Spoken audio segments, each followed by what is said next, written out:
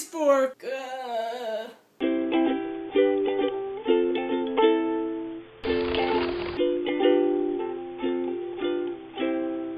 was 18 when I learned that there are these doors that lock from the inside and let you leave, but don't let you come back in. I was 18 and babysitting 3 children under the age of 5.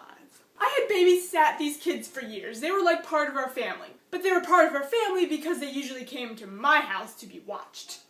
But for whatever reason, on this night, their Mary Kay selling mom had like a big makeup party and wanted me to go to their house. No biggie, or so I thought.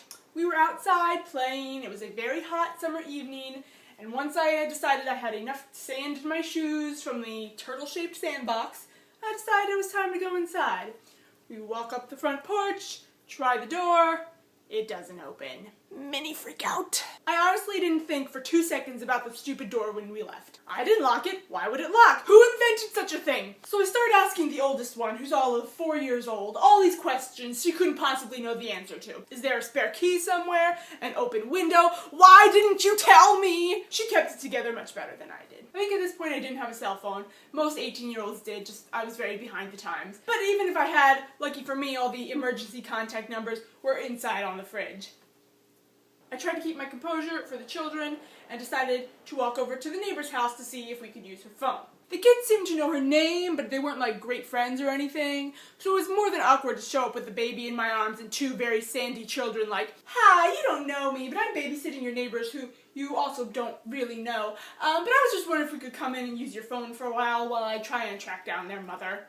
Despite her thoroughly confused expression, she let us in. I first called my parents, because that's the only phone number I have memorized. And after they stopped laughing at me, they gave me Mom's phone number.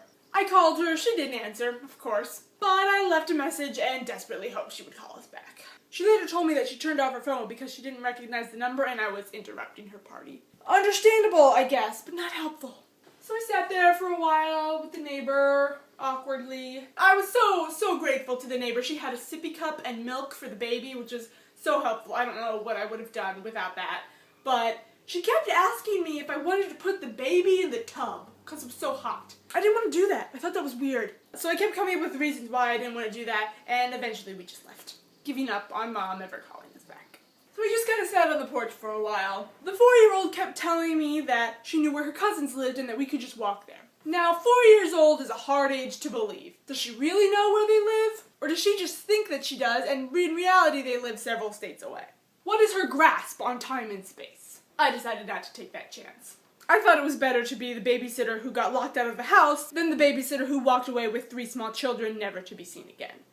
I just kind of sat around for a while. I remember that the kids were really bored, and I feel really bad about that now. Like, this was an opportunity for me to become the person who takes a bad situation and turns it into an adventure. But I was just really terrified that I was going to do something else wrong. Several hours later, Mom comes home to find us huddled together on the porch. She hadn't even checked her messages, so she just thought we were really excited to see her. I told her what happened. We put the kids to bed. I told her I didn't want to be paid. I think she did anyway. It was awkward. And I felt like the world's worst babysitter. I often wonder if the kids remember that, and if they'll need as much therapy as I do. I'm Mary, and I'm available for nannying.